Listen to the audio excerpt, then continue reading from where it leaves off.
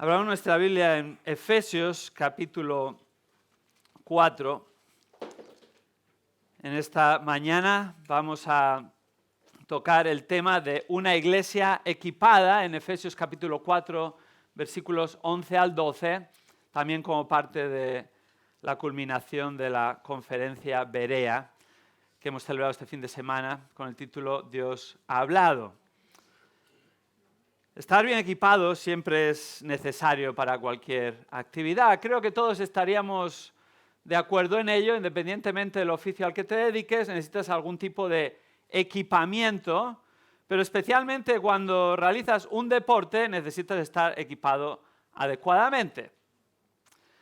Yo recuerdo que durante mis años de niñez y juventud jugaba en un equipo de baloncesto. Acabé jugando a baloncesto porque no pude entrar en el equipo de futbito, ¿verdad? Todo niño aspira a ser futbolista, o aspiraba, ahora ya más gamers, youtubers y cosas semejantes, pero todavía se gusta el fútbol. Y en aquel tiempo yo quería entrar en un equipo de fútbol y bueno, no era el año para entrar, entonces me dijeron, tienes que esperar un año, y claro, un año es mucho, y para un niño parece una eternidad, así que pensé, bueno, tengo que jugar a otro deporte. Así que había pruebas para el equipo de baloncesto, y me cogieron para el equipo de baloncesto, empecé a jugar y empecé a disfrutarlo. Finalmente fue mi deporte realmente más que el fútbol y aún a día de hoy disfruto mucho más este deporte. Pero nuestro equipo, sin embargo, no estaba bien equipado. No nos daban zapatillas de baloncesto, ni aun pagándolas. La mayoría de nosotros no podíamos comprárnoslas, sino las deportivas que teníamos para todo tipo de actividad eran las que usábamos. Tampoco teníamos chándal del equipo, no teníamos pantalón corto del equipo, cada uno llevaba un pantalón corto de una madre y de un padre, y lo único que nos daban era una camiseta reutilizada por años y años, lavada multitud de veces, que muchas veces era hasta difícil de ver el número que llevabas para el árbitro para anotarte la falta, pero por lo menos íbamos todos del mismo color. Y nos ayudaba a pasarnos el balón a aquellos que eran de nuestro equipo. Pero evidentemente no estábamos bien equipados.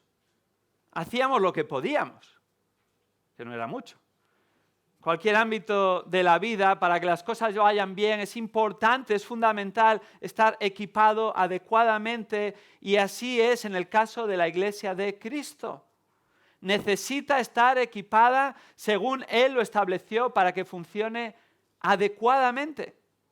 Y este pasaje, Efesios capítulo 4, versículos 11 al 12, encontramos la descripción de una iglesia equipada y los elementos necesarios para que una iglesia esté equipada. Y estos elementos no son negociables, no son superficiales, no son decorativos, sino son funcionales e imprescindibles. Fijémonos lo que dice la palabra de Dios en Efesios 4, versículos 11 y 12. Y Él dio a algunos el ser apóstoles, a otros profetas, a otros evangelistas y a otros pastores y maestros, a fin de capacitar a los santos para la obra del ministerio, para la edificación del cuerpo de Cristo. Estos versículos nos describen la realidad de una iglesia equipada. Y concretamente en Efesios 4, versículos 11 y 12, observamos dos prendas imprescindibles de una iglesia equipada. Dos prendas imprescindibles de una iglesia equipada. La primera prenda imprescindible de una iglesia equipada la vemos en el versículo 11 y es liderazgo bíblico.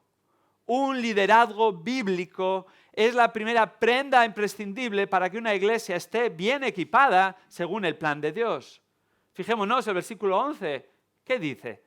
Y Él dio a algunos el ser apóstoles, a otros profetas, a otros evangelistas y a otros pastores y maestros. Y es muy interesante porque el versículo 11 comienza diciendo, y Él dio. ¿Quién es este Él? Creo que casi todos nosotros podríamos inferir con bastante probabilidad de acierto quién es este Él, pero no hemos de dejarlo al fruto del azar ni la probabilidad, sino que el texto mismo en su contexto inmediato nos muestra quién es este Él. Es Cristo.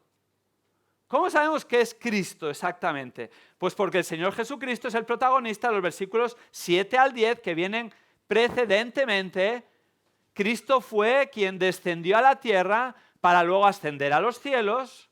Él es quien se hizo hombre, habitó entre nosotros, vivió una vida sin pecado y se humilló hasta la muerte y muerte de cruz. Así en su humillación, Cristo, ningún otro, venció a Satanás, al pecado y a la muerte. Cristo resucitó al tercer día, el Señor Jesucristo ascendió a los cielos y tras triunfar ya en esa batalla espiritual y rescatarnos a nosotros los creyentes que esperamos su regreso cierto, Dios Padre le exaltó hasta lo sumo y le colocó en un lugar de preeminencia y soberanía sobre todo y todos.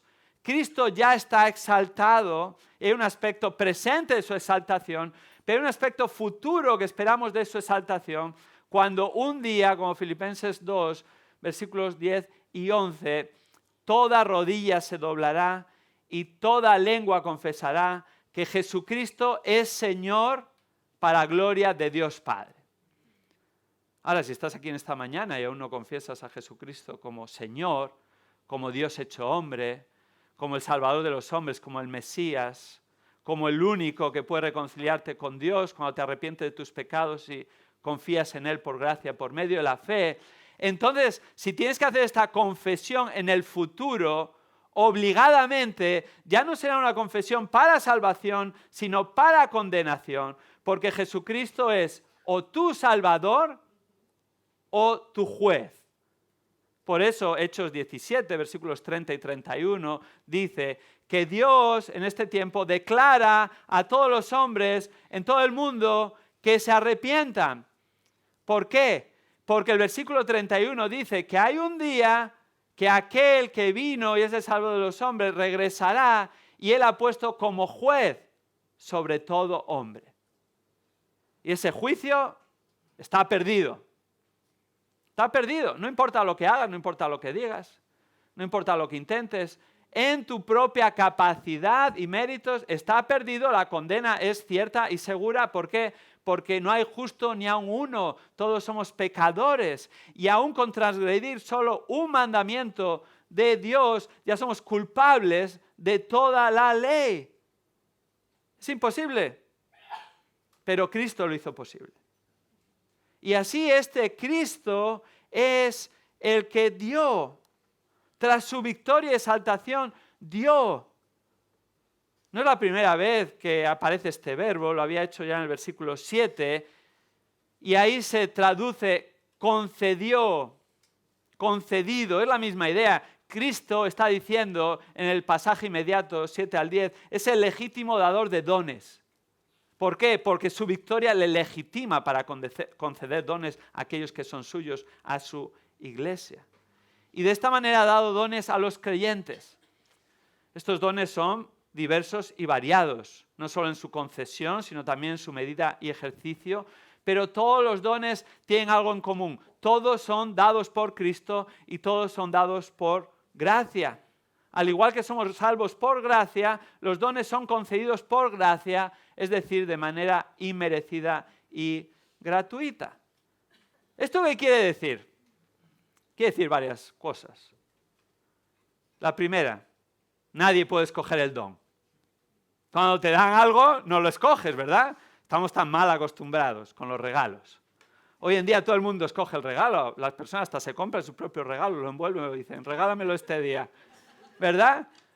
Los niños escogen los regalos y pensamos que podemos escoger, ¿verdad? No, el don espiritual no lo escogemos. Él dio, da por gracia. No solo eso, sino que Él da por gracia el don, se refiere también a la extensión del don, no solo al don. Se refiere al ejercicio del mismo, según Él en su providencia te da oportunidad para servir. Y es Cristo quien lo asigna en su sabiduría para el bien común y el ejercicio del mismo para su gloria y la edificación de su iglesia. Somos meros instrumentos en las manos del Redentor. Ahora, vuelve a aparecer este verbo dio en el versículo 11, que ya utiliza anteriormente para describir a Cristo como el dador de dones, y es de nuevo Cristo quien da algo a la iglesia. ¿Qué ha dado a la iglesia aparte de dones? Bueno, ha dado hombres dotados para el liderazgo que necesita su iglesia. Eso es lo que describe el versículo 11, trasdio. Estos hombres no tienen su propia autoridad, ni se han autoasignado ese liderazgo, si han seguido el proceso y criterios bíblicos, y es Cristo mismo quien les delega su autoridad para llevar a cabo la misión que les ha encomendado, liderar, guiar su iglesia, la iglesia de Cristo. Es Cristo mismo quien les ha llamado a servirle en la iglesia, en estas capacidades u oficios que Él ha designado. Y estos líderes igualmente son llamados por gracia. Nadie ha hecho ningún mérito, ni se ha ganado nada, sino que es Cristo quien llama y capacita para servir en este rol de liderazgo en la iglesia. Y esto ha de darnos a todos una mayor y creciente humildad. Eso solo es posible según el crecimiento espiritual. Tanto todos los creyentes como el liderazgo de la iglesia local hemos de crecer en humildad, siguiendo el ejemplo de Cristo, y esto nos ayuda a entender y a crecer en humildad. ¿Por qué? Porque Dios nos lo ha dado todo. Es por la gracia de Dios. Él merece la gloria. Y tenemos que tener esta actitud de ser servidores según el Dios nos permite y nos coloca en el tiempo y forma que Él desee con los dones que Él nos ha dado. Al igual que Cristo, tras su victoria y nuestro rescate, tiene la legitimidad para decidir los dones que da a su iglesia, de la misma manera Él escoge y asigna a quienes cree conveniente para liderar a su iglesia mientras Él regresa por ella. ¿Quiénes son estos hombres? ¿Qué tipo de liderazgo ha dado Cristo a su iglesia? Veamos versículo 11. Pero sigue diciendo, Él dio a algunos el ser apóstoles, a otros profetas, a otros evangelistas, a otros pastores y maestros. Lo que tienen en común estas 4 categorías que enumera es que Cristo ha dado a su iglesia hombres dotados por Él para cumplir con el liderazgo bíblico de su iglesia. Hemos de entender, esta lista no son dones en sí mismos, sino oficios que conlleva el ejercicio de dones. Por ejemplo, ser apóstol o pastor no es un don espiritual, pero sí un llamado divino concedido por gracia igualmente. Ahora, todos Dios da dones que les capacita y dota para ejercer ese llamado de liderazgo. En este caso, 4 categorías de este liderazgo bíblico: apóstoles, profetas, evangelistas y pastores y maestros. Y a su vez 4 categorías que las podemos aunar en 2 grupos realmente: liderazgo fundacional y liderazgo actual. El liderazgo fundacional está compuesto por los 2 primeros, apóstoles y profetas. Los apóstoles es una palabra que significa enviado. Más concretamente, enviado para cumplir una misión. La palabra apóstol se utiliza de manera general en el Nuevo Testamento para referirse a algunas personas como enviados. Por ejemplo, Bernabé, Silas, Timoteo, entre otros. Enviados para misiones puntuales encomendadas, reconocidos como mensajeros de las iglesias, como 2 Corintios 8:23 afirma. Sin embargo, este término se utiliza de manera particular, predominantemente en el Antiguo Testamento, para describir a los apóstoles, que podríamos decir con A mayúscula. En otras palabras, a los 12 inicialmente llamados por Cristo para la misión que les iba a encomendar, a quienes posteriormente se unieron Matías como sustituto de Judas y Pablo, que se autodenomina a sí mismo como apóstol nacido fuera de tiempo y apóstol a los gentiles. A estos se les describe como apóstoles de Jesucristo. Son sus enviados, encomendados personalmente por Cristo, cumpliendo una serie de requisitos, como vamos a ver. Es a estos apóstoles a los que se refiere este pasaje. Apóstoles con A mayúscula. Y la pregunta pertinente es, ¿hay apóstoles hoy en día? Por supuesto que sí. Por supuesto que sí. Voy a descolocar alguno aquí ahora. Tranquilos, hermanos. ¿En qué sentido hay apóstoles? Bueno, en dos sentidos. Uno, hay apóstoles falsos.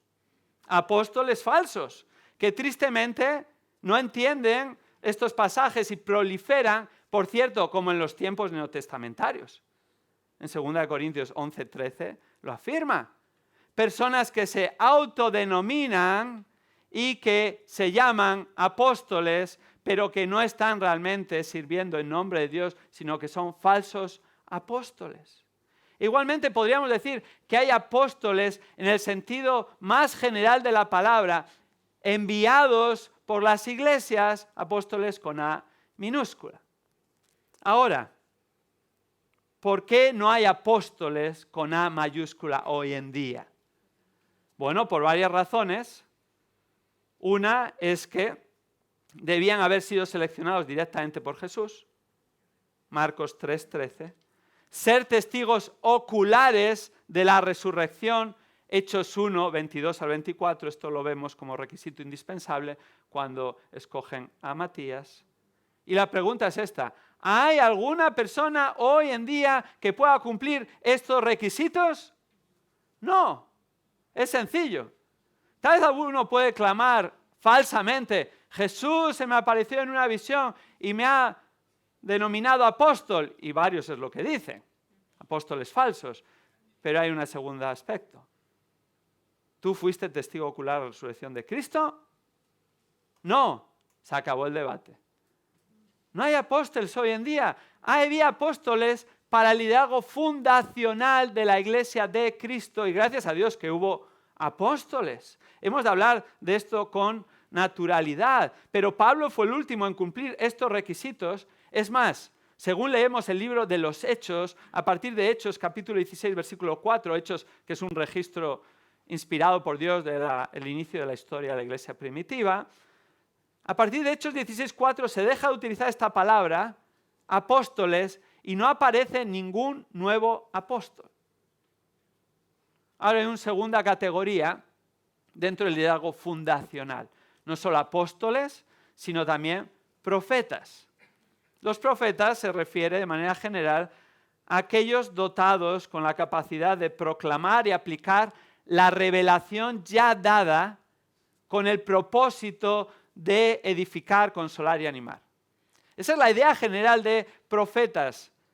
Y de hecho, en un pasaje como Hechos 13:1 aparece estrechamente conectado con la idea de maestros. Ahora, en este pasaje no se está refiriendo a personas que Dios utilizó para proclamar su palabra ya revelada, sino que se está refiriendo a profetas específicos. Es decir, un profeta que no solo explicaba la revelación de Dios ya dada, lo cual era parte del llamado de los profetas, aún del Antiguo Testamento, sino que además Dios usó para dar nueva revelación divina por medio de ellos, tanto en el Antiguo como en el Nuevo Testamento. Este pasaje se refiere a los profetas del Nuevo Testamento, que también aparecen junto a los apóstoles en Efesios 2:20, como en el 3:5, siendo coetáneos los mismos, siendo mencionados en varias ocasiones en el mismo libro de la carta a los Efesios. Fijémonos que dice Efesios 3, 5 y 6. Son los mismos que está mencionando aquí. Dice que en otras generaciones no se dio a conocer a los hijos de los hombres, hablando del misterio de Cristo, como ahora, está hablando ahora, en ese tiempo neotestamentario, en el tiempo de Pablo, como ahora ha sido revelado, nueva revelación, que había estado oculta en el pasado. ¿A quién? A sus apóstoles y profetas por el Espíritu. Los apóstoles neotestamentarios, los profetas en este caso neotestamentarios. No se está refiriendo a los profetas del Antiguo Testamento, y los profetas neotestamentarios tuvieron la función de hablar con autoridad de parte de Dios a su iglesia antes de que se completara el canon del Nuevo Testamento. Ahora, ¿hay profetas hoy en día? De nuevo, ¿hay profetas? Sí. En primer lugar, profetas falsos. En segundo lugar, si utilizamos la palabra profeta en términos general, proclamadores de la revelación ya dada, podríamos utilizarlo con base bíblica, pero probablemente no es recomendable porque vamos a dar una impresión equivocada y otros términos bíblicos que no llevan a la confusión. Pero hemos de entender bíblicamente y tener discernimiento bíblico para saber lo que la Biblia describe con esta palabra. Hay profetas falsos, como siempre ha habido y va a haber. Había en el Antiguo Testamento, había en el Nuevo Testamento, ha habido a lo largo de la historia de la Iglesia. ¿Por qué no hay profetas hoy en día en el sentido de aquellos que Dios utiliza para transmitir nueva revelación? Bueno, porque Dios ya ha hablado y su revelación está completa. En otras palabras, el canon del Antiguo Testamento está cerrado y así tras el mismo los profetas del Antiguo Testamento cesaron. Y hubo un periodo intertestamental, que es el tiempo que pasó entre la última revelación en el Antiguo Testamento y la primera en el Nuevo Testamento, de aproximadamente 400 años. 400 años. ¿Por qué? Porque los profetas del Antiguo Testamento cesaron cuando se completó el canon del Antiguo Testamento. Ahora, el canon del Nuevo Testamento también está cerrado, es decir, los libros que Dios nos ha revelado ya los tenemos y nadie ha de añadir ni de quitar si no sea anatema. Y así la nueva revelación divina ha cesado y no ha habido revelación divina por los últimos 2000 años, nueva revelación divina, y no habrá hasta el regreso de Cristo. Ya tenemos todo el consejo de Dios y nadie puede añadir ni quitar de él. Tenemos la palabra. Dios ya ha hablado. Ahora, Dios utilizó a los apóstoles y profetas neotestamentarios en el establecimiento de su iglesia primitiva. Ambos compartieron varias tareas como parte del liderazgo fundacional. La primera de ellas, recibir y proclamar la revelación de la palabra de Dios. La segunda de ellas, confirmar por medio de sus palabras y llamado, específicamente, confirmar sus palabras y llamado por señales, prodigios y milagros que Dios hizo por medio de ellos, y tenemos varios registros en el Nuevo Testamento. Pero finalmente y de manera especial su tarea asignada por Dios fue establecer los cimientos fundacionales de su iglesia. Efesios 2:20 afirma, edificados sobre el fundamento ¿de quién? De los apóstoles y profetas neotestamentarios, siendo Cristo mismo la piedra angular. Dios utilizó a los profetas y a los apóstoles del Nuevo Testamento para establecer, ellos en sí mismos no son el fundamento, pero sí les utilizó para establecer el fundamento, siendo la piedra angular Cristo. ¿Cuál es el fundamento? El fundamento son las enseñanzas y doctrina proclamadas por los apóstoles y profetas neotestamentarios de parte de Dios. Ese es el fundamento. El fundamento de la casa de Dios es la palabra de Dios, la Biblia, siendo Cristo la piedra angular. Y en este caso se está refiriendo especialmente al fundamento de la iglesia, siendo por medio de los apóstoles y profetas neotestamentarios, las enseñanzas del Nuevo Testamento y cómo Dios usó a sus apóstoles y profetas para establecer este fundamento.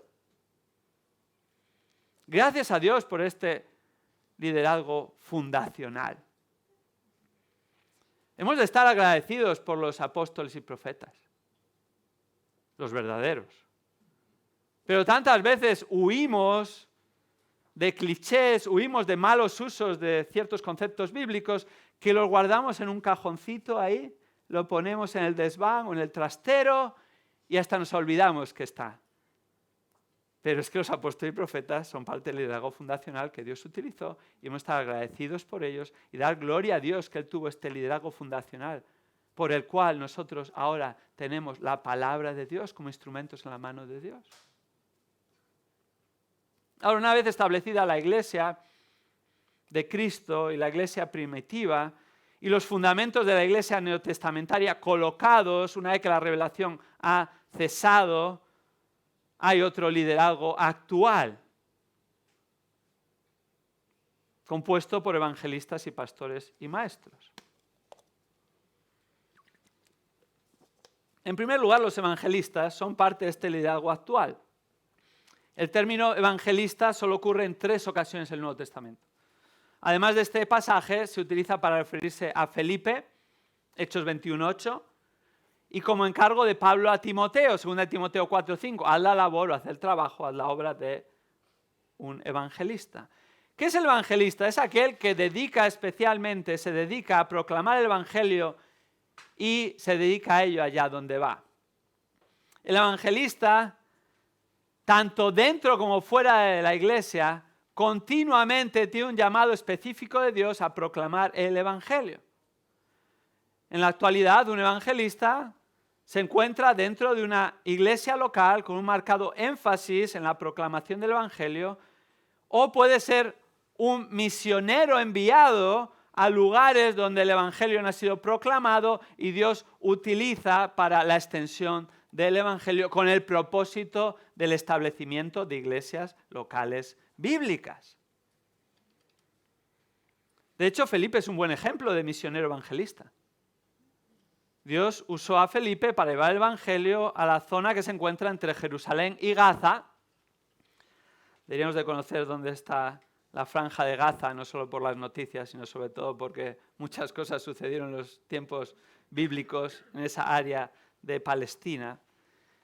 Y Felipe en esa zona es donde precisamente tuvo el encuentro con el eunuco, archiconocido encuentro con el eunuco, a quien explicó el mensaje del Evangelio en Hechos 8. Y de hecho, fijémonos lo que resalta Hechos 8:35. Dice, de este encuentro, entonces Felipe abrió su boca y comenzando desde esta escritura, le anunció que el Evangelio de Jesús desde la escritura. Vemos, lo primero que hizo fue proclamar el Evangelio porque Felipe es denominado como un evangelista. No solo lo hizo en este caso que relata este encuentro con detalle, sino que allí donde iba lo hacía. Hechos 8:40, un poquito después, afirma, mas Felipe se encontró en Azoto y por donde pasaba, anunciaba el Evangelio en todas las ciudades hasta que llegó a Cesarea. ¿Vemos el llamado particular? Es cierto, todos estamos llamados a proclamar el Evangelio de Cristo, como seguidores de Cristo. Pero hay personas que Cristo llama específicamente para ser usados por Él como evangelistas, y gracias a Dios por los evangelistas que hay en distintos lugares del mundo, y preferiblemente debería haber un evangelista o más de un evangelista en cada iglesia local, aunque todos tenemos que evangelizar. Ahora, hay una segunda categoría dentro del liderazgo actual y es esta, pastores maestros. Pastores maestros. Lo primero que hay que observar es que estas dos palabras se refieren a una misma persona. Sí, hay mucho debate, lo ha habido, lo habrá y seguirá habiendo. Pero creo que esto se refiere a una misma persona, especialmente por 2 razones. La primera razón es que es un mismo artículo que se utiliza para referirse a ambas descripciones. Si vemos cómo fluye en el original la descripción, siempre hay un artículo con cada categoría y cuando llega a estos 2, puede parecer que son 2, pero solo hay un artículo para los 2, lo cual nos da una indicación de que está hablando de la misma persona. Esta estructura gramatical es la misma que se utiliza en toda la enumeración en el pasaje. Y si maestro se considerara por separado y fuera la intención del autor, lo normal es que hubiera utilizado un artículo delante, al igual que con el resto. La segunda razón son otros pasajes de las Escrituras que apoyan que hay pastores maestros. Uno de ellos es que 1 Timoteo 3:2 dice que los ancianos, término intercambiable con pastor, han de ser aptos para enseñar.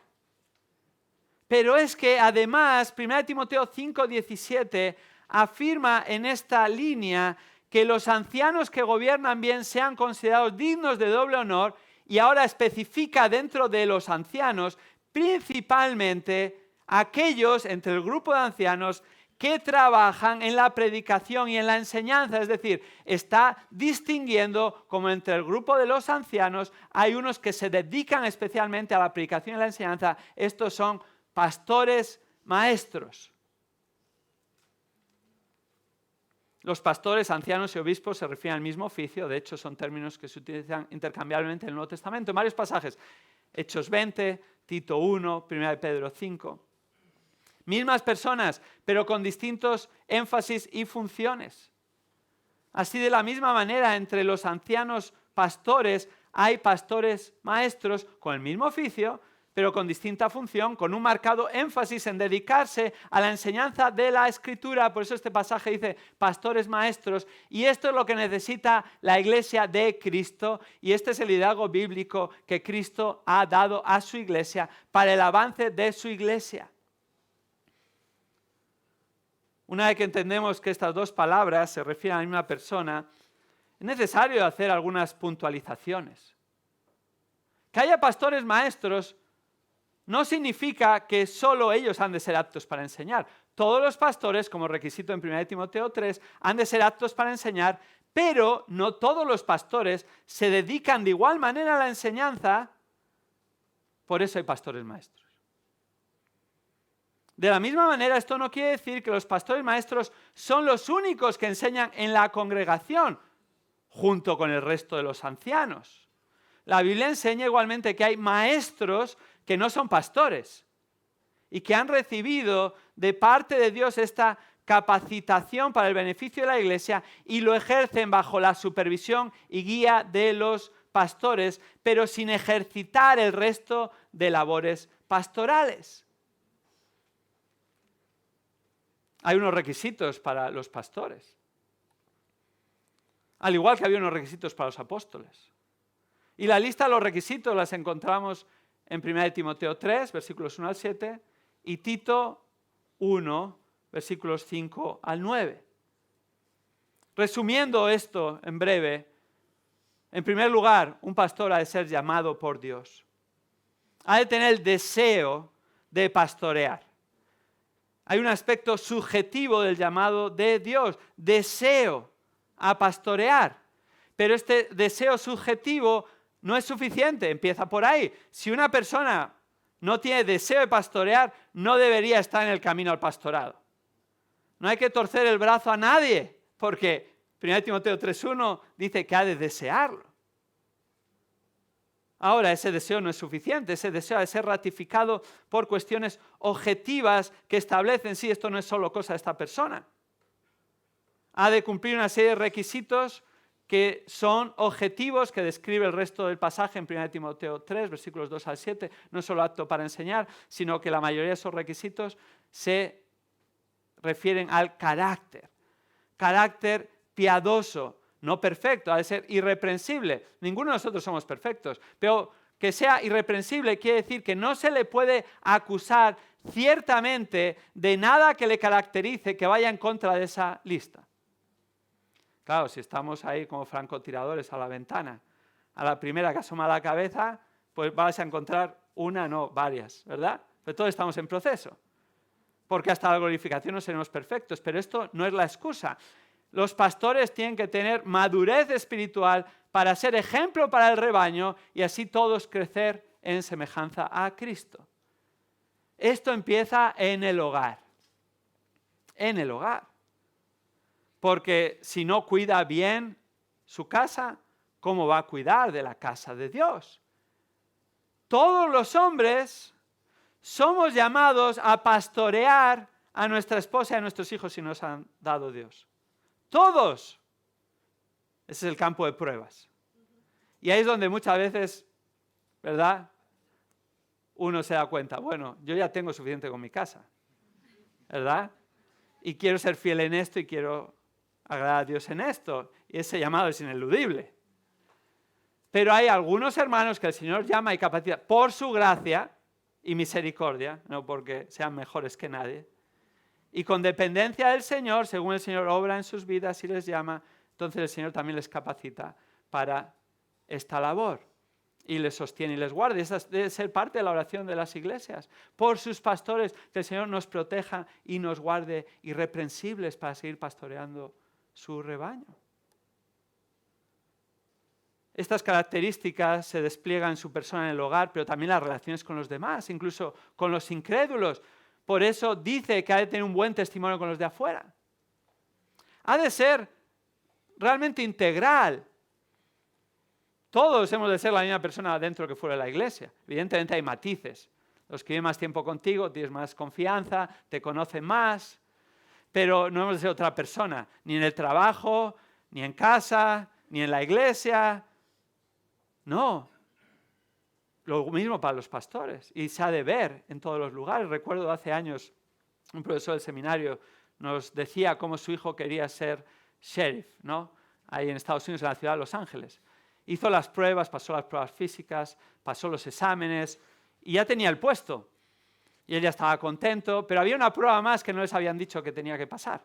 Y un día, ellos sin saberlo, apareció en su barrio una patrulla del sheriff y fue casa por casa de los vecinos preguntando por este hombre. Oye, ¿conocéis a esta persona? ¿Hace cuánto tiempo vive aquí? ¿Y qué relaciones tiene con los demás? ¿Y sabéis algo en lo que anda metido que pueda ser un impedimento? Querían asegurarse porque es una gran responsabilidad, una gran autoridad la que iba a tener esta persona, con arma incluida. Y el arma en Los Ángeles no la llevan de juguete ni de decoración, sino muchas veces la tienen que usar, tristemente. El llamado al pastorado incluye todos estos requisitos. Y aquellos entre los pastores que son llamados a proclamar la palabra de Dios de manera más regular y continua, porque Dios les ha capacitado para ello, son pastores maestros. ¿Por qué? Porque la iglesia necesita ser alimentada con la palabra de Dios. Esa es la principal necesidad de la iglesia de Cristo. Necesita pastores maestros. Cuando no hay enseñanza, hay hambruna. Y cuando no hay alimento, hay escasez, hay déficit en la iglesia de Cristo y se convierte en débil en el mejor de los casos. Tenemos un gran liderazgo fundacional y un gran fundamento, la palabra de Dios. Ahora hay que profundizar en ella, hay que crecer en ella, hay que conocerla, hay que explicarla, hay que enseñarla para aplicarla, para no ser solo oidores, sino hacedores de la palabra. Todos tenemos responsabilidad de leer la palabra, entenderla, estudiarla. Pero el Señor pone personas capacitadas por Él en su iglesia para enseñarla al pueblo de Dios y alimentarlo. Esta es la principal característica y el principal llamado de Dios para sus pastores, especialmente entre ellos aquel que se dedica a la labor de pastor maestro. Recuerdo cuando construimos el edificio de la iglesia de León, ya hace unos años que pudimos mudarnos ahí por la gracia de Dios y, bueno, tendría muchas historias que contar. Pero recuerdo que a mí me tocó sobrever la construcción y no tenía ni idea de construcción. No que ahora tenga mucha, pero aprendí una o dos cosas en todos esos años. Pero lo que sí observé es que pasaban numerosos oficios para la edificación del edificio. Aparejador, delineante, obreros, tanto peones como oficiales, albañiles, estructuristas, cristaleros, marmolistas, pladuristas, fontaneros, electricistas, alicatadores, pintores, carpinteros, proveedores, equipadores, un largo etcétera.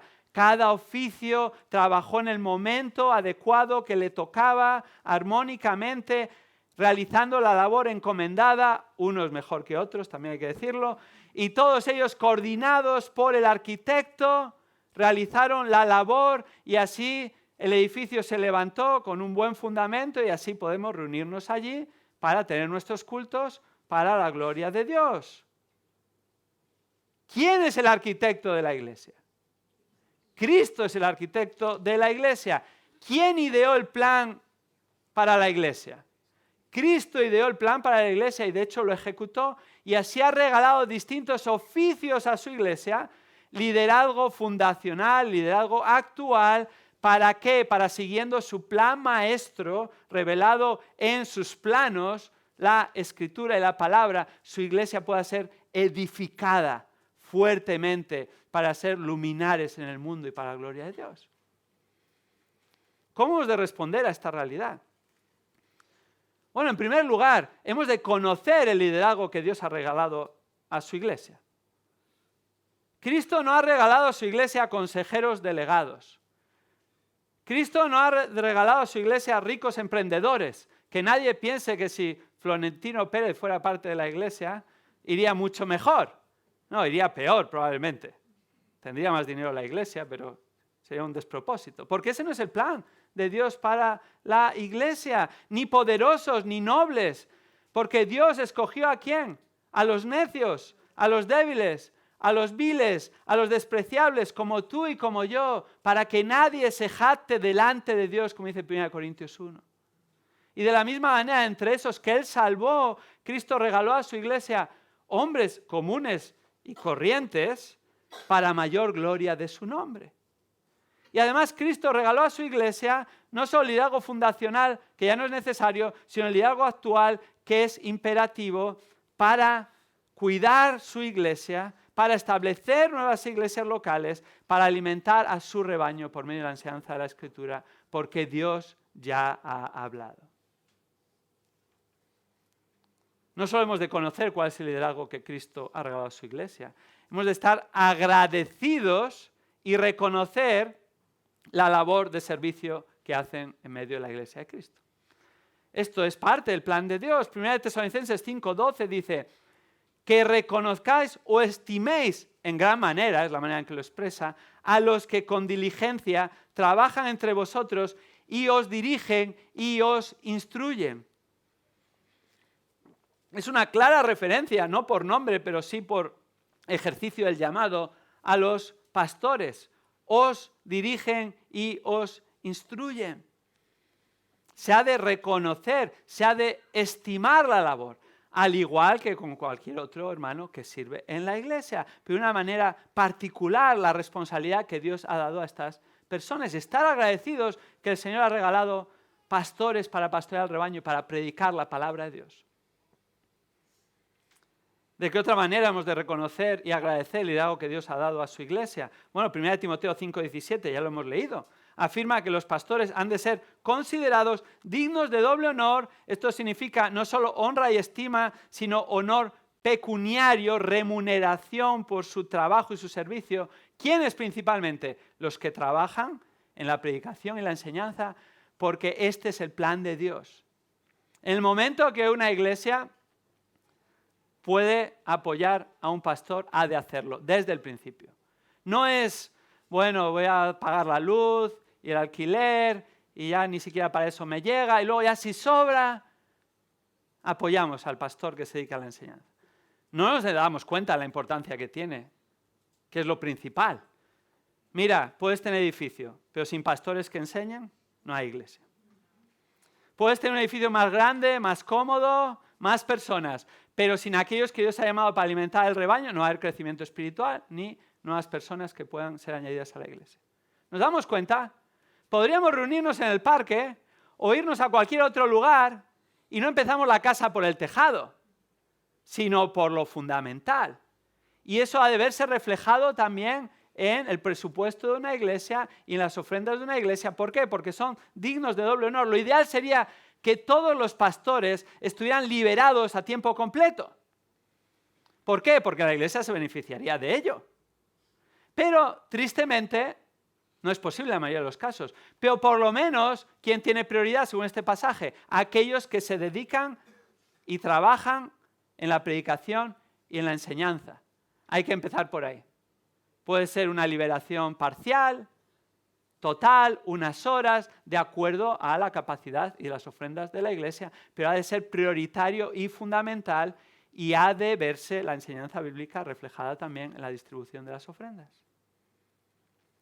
Cristo, como el Señor de la iglesia, como el dador de los dones, ha dado a su iglesia hombres dotados para ejercer oficios dentro de la iglesia para su edificación. Ahora, esa es la primera prenda imprescindible.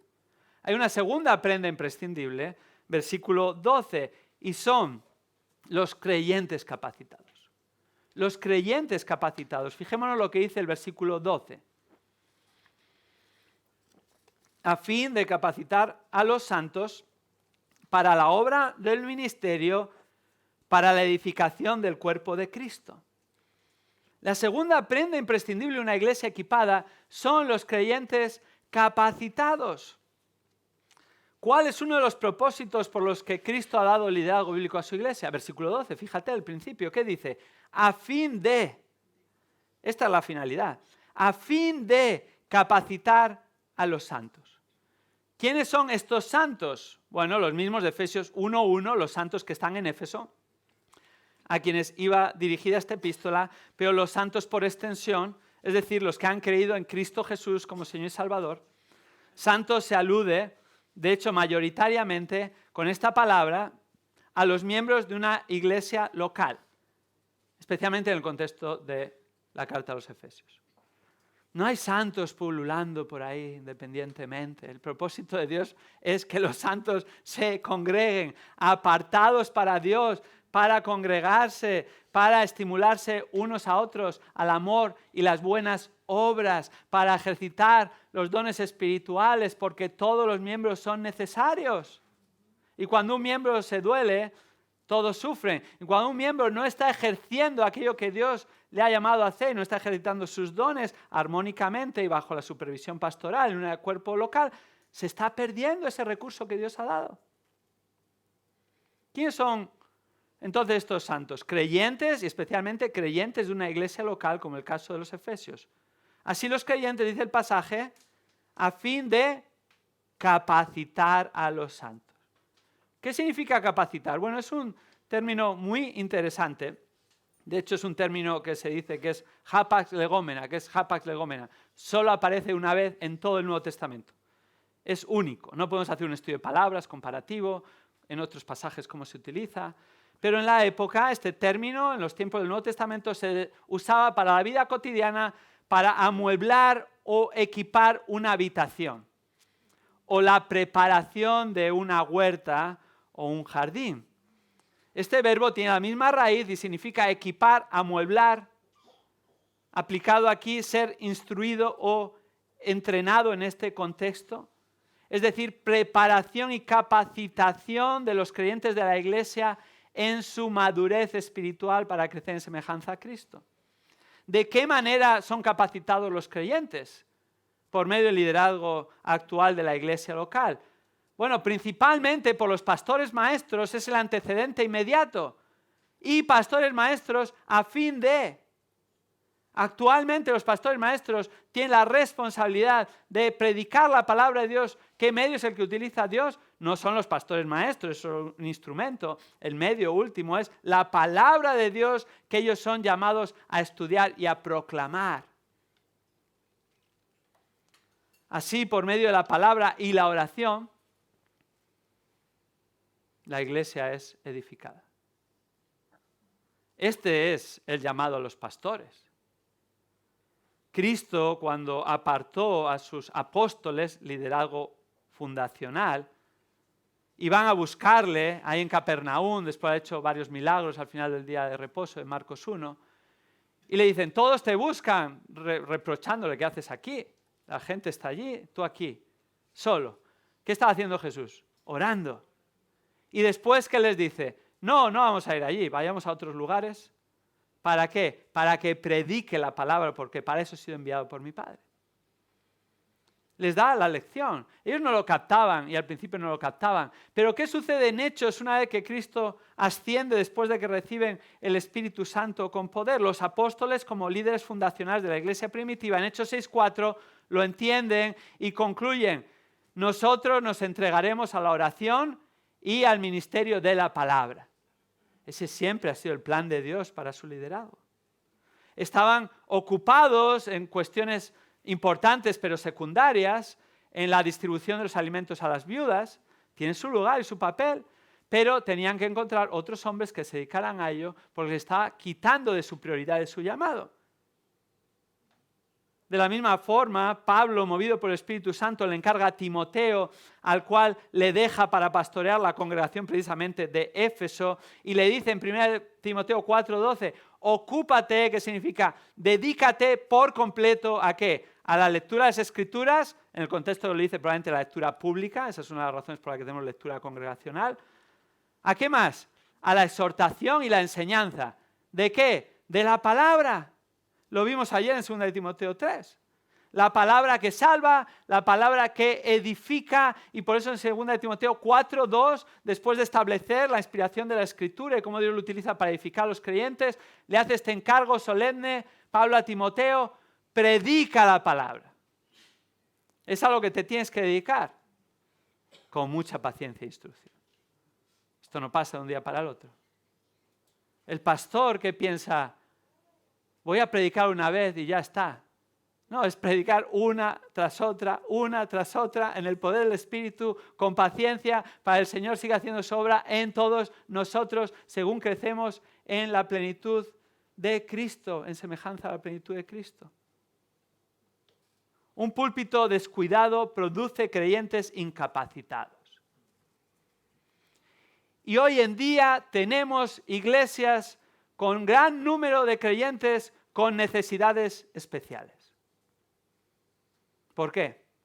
Porque no se está dedicando el liderazgo a la predicación de la palabra como Dios ha llamado. Y finalmente, un ministerio bíblico de enseñanza, regado de oración, capacita y equipa a los creyentes. Como afirma el pastor John MacArthur, y cito, cuando el pueblo de Dios falla, no es debido a programas débiles, sino a una enseñanza débil. Así es, el campo de entrenamiento, capacitación y equipamiento de los creyentes es la iglesia local por los líderes eclesiales que Dios ha llamado en la actualidad, principalmente pastores, maestros que se dedican a la enseñanza. Esto no quiere decir que son los únicos que lo van a hacer, pero son la punta de lanza y los principales responsables. Y bajo su supervisión y responsabilidad es que pueden delegar a otros hermanos capacitados con los dones adecuados para enseñar. O pueden delegar el entrenamiento de esos hermanos en una institución afín doctrinalmente para que pueda apoyarles en la instrucción, pero sigue siendo su responsabilidad. Por eso el año que viene, si Dios quiere, celebraremos el certificado de estudios bíblicos aquí en Madrid. ¿Por qué? Porque apoyamos el ministerio de una iglesia local, Redentor Madrid. Y extendemos esa posibilidad a otros miembros de iglesias locales, lo cual es un requisito para apuntarse.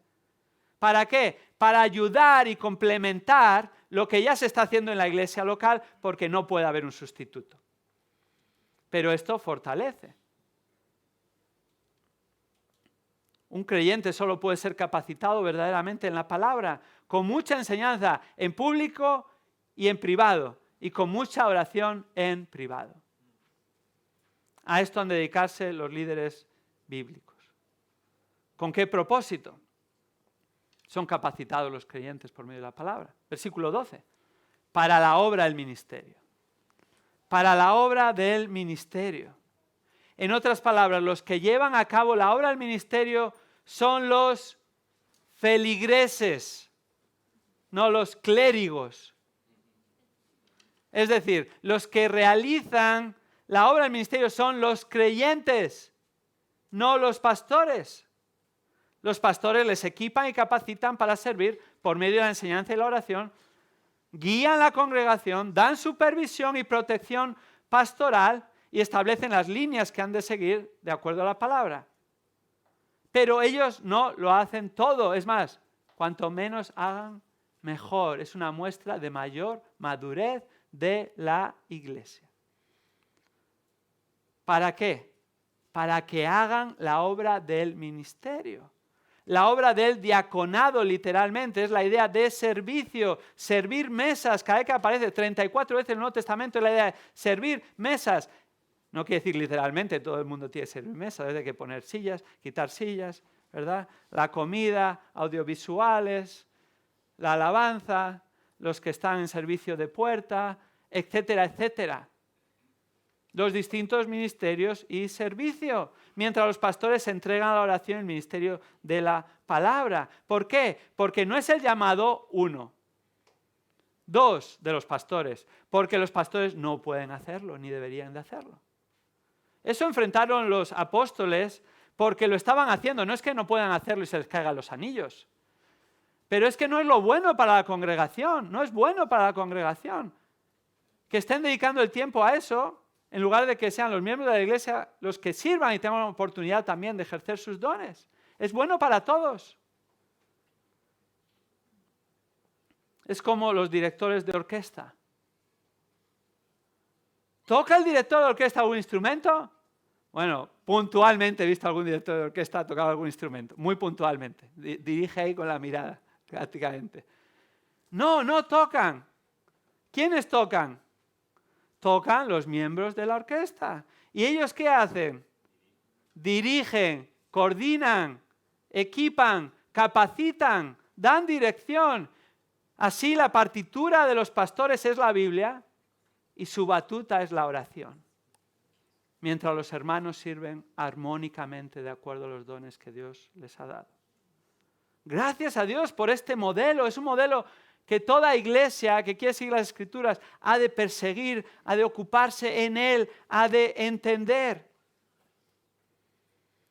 Los pastores no han de ser los hombres orquesta. Ahora, hay a veces y hay tiempos, sobre todo en los comienzos de una iglesia, en la que los pastores tienen que hacer mucho más de lo deseable. Y tampoco se han de precipitar en poner a cualquiera a servir sin estar capacitado ni haber mostrado su madurez y ser miembro de la iglesia. Evidentemente hay que tener paciencia, pero el objetivo es este, que los hermanos sirvan según son equipados con la palabra. Es una muestra de madurez de una iglesia local. ¿Cuál es la meta final? Versículo 12 final. Para la edificación del cuerpo de Cristo.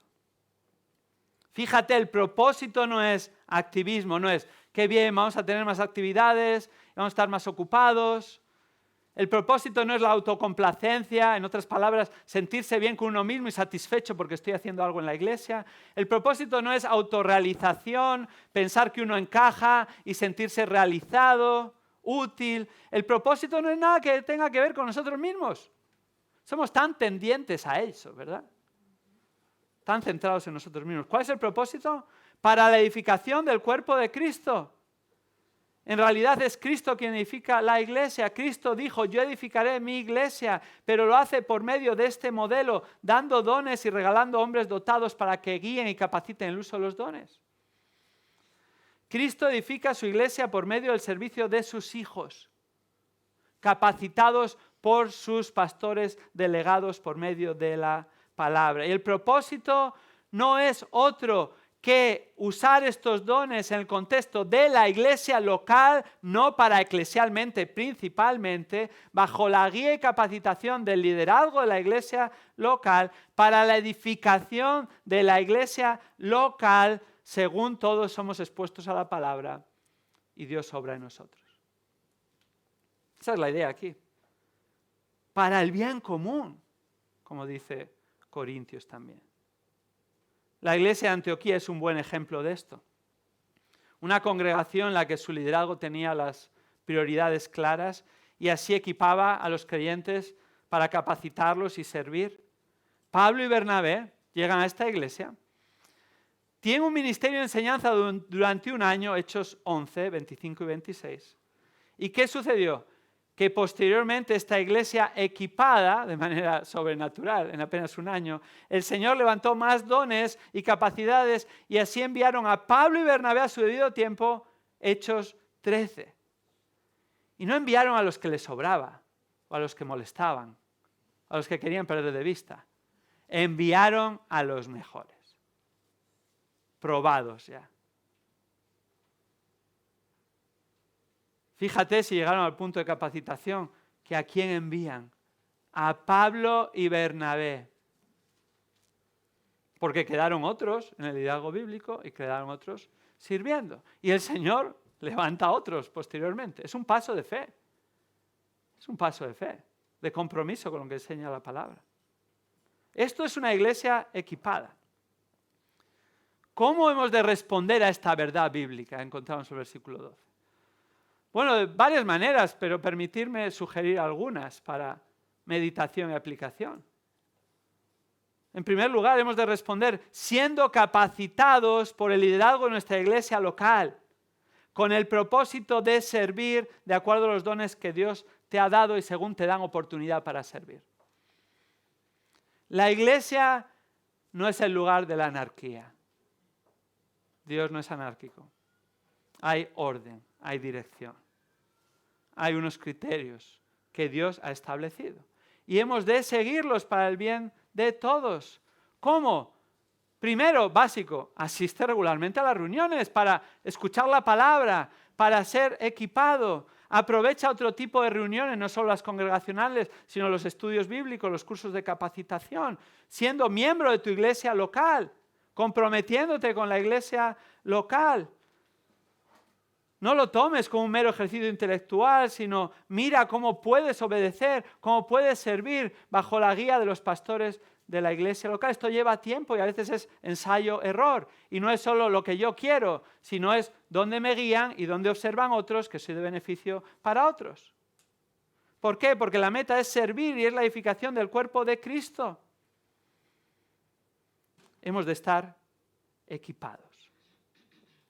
Hemos de servir por ninguna otra razón ni motivación que no sea la edificación del cuerpo de Cristo para la gloria de Dios.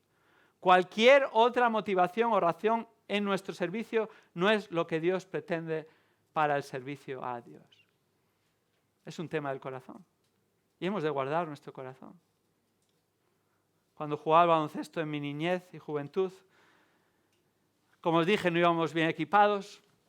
Una camiseta requete lavada, en la que no se veía casi ni el dorsal, y venían equipos a veces que ya solo, iba a decir entrando por el pabellón, no tenían ni pabellón, entrando en el patio del colegio, ya se les veía, nos van a dar una paliza de las que ni queremos recordar.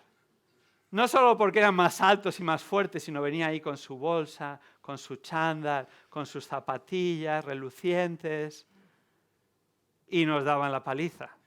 Te digo, yo he perdido partidos por más de 100 puntos. Ganábamos en saques de banda, en saques de fondo. Cada vez que metían canasta sacábamos. Increíble. Estaban bien equipados, bien entrenados, de acuerdo a los dones naturales y físicos que tenían.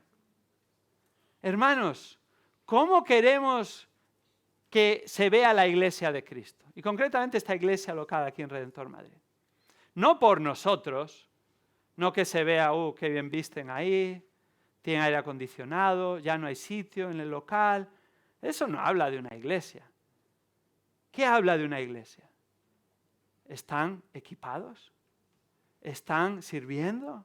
¿Están creciendo en la palabra? ¿Están siguiendo lo que Dios ha establecido? ¿Para qué? Para que según maduran, sean de bendición para otros y sean usados por Dios para la extensión del Evangelio en este lugar, incluso otros lugares. Eso es lo que Dios quiere para su iglesia y nos ha dado las herramientas necesarias. Liderazgo bíblico y creyentes capacitados. Tenemos todo lo que necesitamos. Oremos que el Señor siga equipando y usando para su gloria a los creyentes bajo el liderazgo bíblico de esta iglesia local y de muchas otras iglesias locales que se establezcan o que ya estén establecidas, pero estén en este camino, porque es lo que Dios utiliza inequívocamente y exclusivamente para su gloria. Oremos. Señor, te damos gracias por tu palabra. Te damos gracias porque es la guía que necesitamos y la sabiduría que a nosotros nos falta. Estoy seguro que cada uno tenemos nuestras ideas, multitud de ideas, pero no son las que necesitamos saber, ni conocer, ni redundar en ellas, sino cuál es tu idea de la iglesia. ¿Cuál es tu idea de la iglesia que está capacitada, equipada? Y tú nos lo has revelado, no solo en este pasaje, sino a lo largo y ancho de las Escrituras, clara y meridianamente, Señor. tú equipas a tu iglesia con liderazgo bíblico. Oramos que, Señor, tú preserves y sigas utilizando el liderazgo que ya has establecido en esta iglesia, pero que también levantes otros a tu debido tiempo, cumpliendo los requisitos bíblicos para llevar a cabo la obra del ministerio para la edificación del cuerpo de Cristo. Que el propósito principal de este liderazgo, como de todo liderazgo en cada iglesia local, sea darte la gloria, pero edificar a tu pueblo por medio de tu palabra, Señor. Que nos mantengas fieles en seguir abriendo tu palabra, exponiendo tu palabra y dependiendo única y exclusivamente de tu poder, el poder del Espíritu que transforma almas por medio del Evangelio y que nos conforma a la imagen de Cristo por medio de tu palabra. Señor, qué gran obra estás haciendo y la obra que has empezado la perfeccionarás hasta el día de Cristo Jesús, no solo en cada uno de nosotros individualmente, sino como tu cuerpo y hasta que Cristo venga o nos llame a tu presencia. Señor, queremos ser agradables a ti. Esto oramos en nombre de Jesús. Amén.